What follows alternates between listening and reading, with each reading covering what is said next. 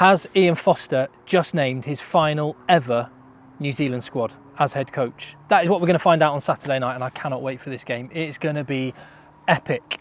And now we've got the New Zealand squad announced, the 23-man squad. Let's have a look at that. Let's reflect on Ireland's squad from yesterday, and I will do my combined 23-man squad if you had access to both. And also hit subscribe in the channel so you don't miss any, because there's plenty of videos coming in the build-up to these quarterfinals and then beyond as well, and just for anything rugby into the future. It's just me, I'm here, and I need your support, so give the video a thumbs up. And the questions before we have a look at the New Zealand side, which you may or may not have seen, the questions beforehand were, if you remember, it was, has D-Mac done enough to oust Beauden Barrett at fullback? Has Sam Cane done enough to justify his spot at 7 and as captain? And also, are the first choice props available? And we now have answers to those. And in reverse order, Ethan de Groot and Tyrell Lomax are both in, both starting. That is huge for New Zealand. That puts a totally different complexion on the front five battle. As for Sam Cane, expectedly, as most people would have predicted, not necessarily what most people wanted, but what most people predicted, Sam Cane is starting as captain and is 7. He's had some injury issues. Do you know what? I think he does get a bit of a bad rap. Basically, it's a really hard gig being the skipper when the people that have gone before you are, you know, all-time legends, Kieran Reid, and the one person wearing your shirt, winning 2 World Cups, Richie McCaw, one of the greatest ever to play the game, full stop. So it's a poison chalice for him anyway. He's actually been pretty good, I've got to say, this year. He's had some injury issues.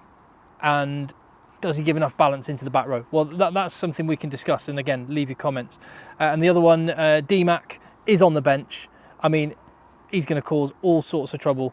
And Bodie he's just an absolute class act. So I've got no big problem with that one. The one that I wasn't expecting, and I gather is down to an injury to Mark Talea, Leicester Fainga'anuku, is on the left wing. And when I saw that at first, I was like, whoa. And then I looked, and there seems to be an injury behind that one, which makes sense because Mark Talea has been one of the best wingers in the World Cup so far. So hard to get a hold of.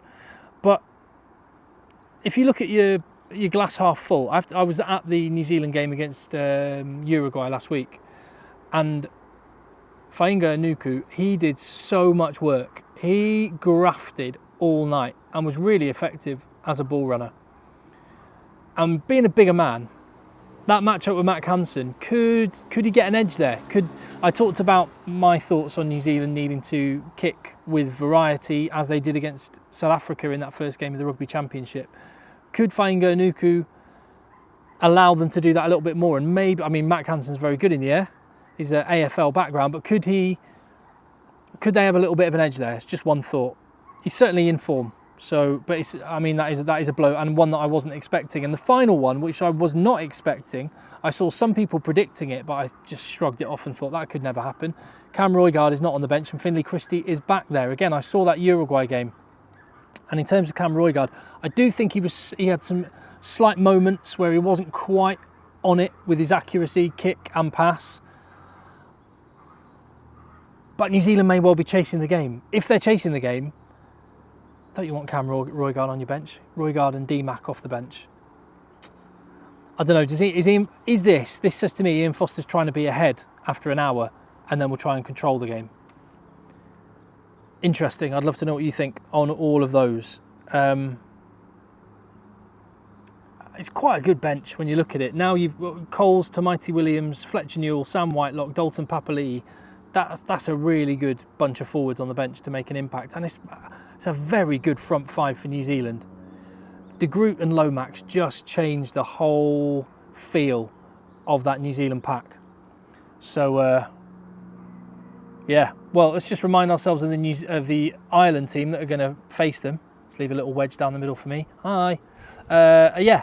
And how do you think they match up? I mean, there's some incredible matchups when you look on that field. Keenan against Barrett, or McKenzie when he comes on. 2 of the best, 3 of the best fullbacks in the world will be at times going head to head with each other. You've got Caelan Doris and Ardie Surveyor. Oh my goodness. And you've got those really mouth-watering matchups of Aaron Smith against the Kiwi, Jameson Gibson Park. Geordie Barrett against the Kiwi, Bundy Aki. And Will Jordan up against the Kiwi James Lowe. It's interesting, isn't it? And you'll see what I mean. So I have picked a combined 23-man squad. If you had access to all of Ireland's squad, all of New Zealand's squad, and you put them together, who would you pick? And at first glance, right, spoiler alert, this looks very, very green, okay? However, I will just preface that by saying there are some players that I think I would pick. If I were New Zealand, I would pick. And if I were Ireland, I would pick the Irish player. And if I were New Zealand, I would pick the New Zealand player because of the way that they approach the game and the way that they play. So this is my gut feeling based on what I would pick, and I've gone for that. I had to get Ardie Savia in somewhere because he's one of my favourite players. There's no question he's one of the best players on earth. You have to have him in. So Ardie Savia is in the back row.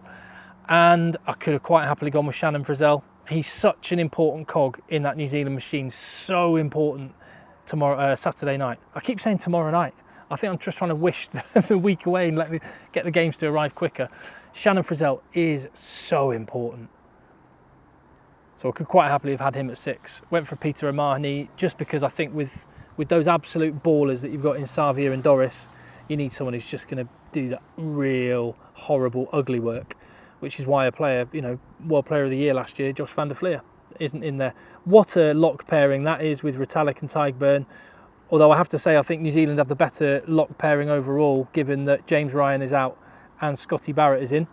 Front row, all Ireland. But I have to say, Tadhg Furlong, he's a little bit like, I would say at the minute, Tadhg Furlong is a little bit like a lion that's in charge. He's got his pride of lions. I'll jump out as I say this. He's got his pride of lions, yeah, but he's getting old. And is there a chink in the armour somewhere? And some of the younger cubs that are prowling around in the savannah are sort of going, I reckon I can take over here. And Tyrell Lomax looks like a prime case to come and challenge the alpha male. And I think that's what he'll be doing on Saturday night. It's going to be fascinating. As for the back line, yeah, mostly Ireland, but this is what I mean. So if Mark Talea were available, that might have been a different complexion. But I would pick James Lowe above Leicester Fainga Anuku. I think they have some quite similar characteristics. James Lowe's left boot is massive for Ireland.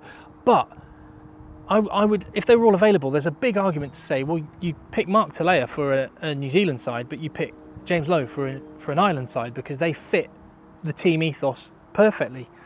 The centres, I do think that is a point of difference. So Jordie Barrett and Rieko Ioane have the potential to be unplayable, the best centre pairing on earth.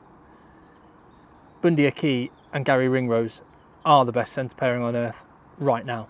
They're doing it. So it's kind of the potential versus the reality right now. So that was the basis on which that was picked. Aaron Smith, Johnny Sexton, I will take that half-back pairing all day long. I do think, when you look at the bench, I do think New Zealand have a little something. Without Roygaard, I think that's a bit of a miss if you ask me. But Tamaiti Williams, Sam Whitelock, Anton Linnett-Brown, D-Mac, they've got real, well, particularly with Whitelock, Linnett-Brown, McKenzie, real experience, whereas some of the players that are going to be coming on for Ireland, Jimmy O'Brien, Andy Farrell's got a lot of faith in him, but he is young, relatively inexperienced. Same goes for Joe McCarthy. He's been looking great when he's had opportunities. He has not been tested in this sort of cauldron. And Sam Whitelock, I mean, guys like that to come off the bench, guys that have been there, done it, will just calm everything down. So the way I see this one going, as you might guess when you look at that, I think Ireland do have the edge. But so many of those, just like the whole game overall, so many of those calls are knife edge 50-50 ones. And honestly, cannot wait for this game. Cannot wait. If I were predicting, I would predict Ireland by, I'll say Ireland by 7. But the key for New Zealand is to be in the game with an hour to go. Roygaard, are they gonna rue that decision? Are they gonna rue Sam Cane? If he has a big game, well, that's what they're New Zealand All Blacks. I don't think history, the weight of history, really makes a difference on either side. I don't think the All Blacks being the All Blacks means that they will walk onto the pitch in Paris with any advantage over Ireland, who there's what, 8 quarter-final exits, never got past this stage. I don't see that being a factor. I do see the fact that characters like Barrett, Bodie Barrett, Brodie Retallick, Sam Whitelock, Aaron Smith, World Cup winners. That makes a difference. That makes a difference. This is an incredible Irish team.